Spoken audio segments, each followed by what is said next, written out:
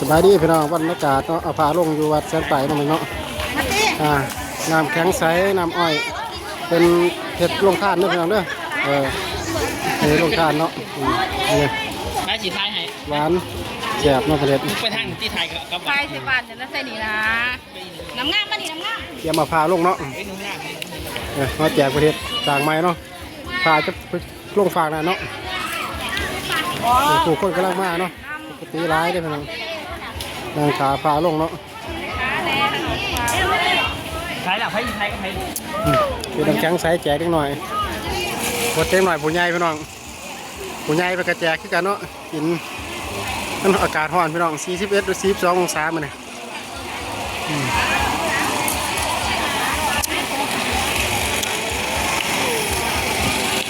แจกฟรีเด้อพี่น้องไปลงทานเนาะ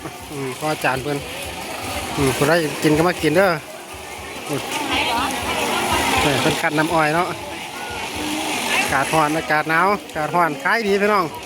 ถ้าขายแบบนี้รวยเนาะอะไร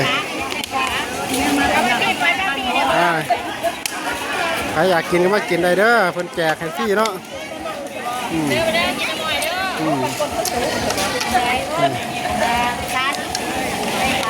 อากาศร้อนกินน้ำเย็นพี่น้องเดี๋ยวไปนั่งขาพาลงเนาะแล้วก็ขอบคุณสมุทรทุกคนที่เข้ามารับชมเนาะเดี๋ยวบอกแกกับสิถ่ายตอนต่อไปบางเนาะมันสิยาวเกินเนาะขายดีเป็นดีใช่ไหมมีมาทางเขาเนาะ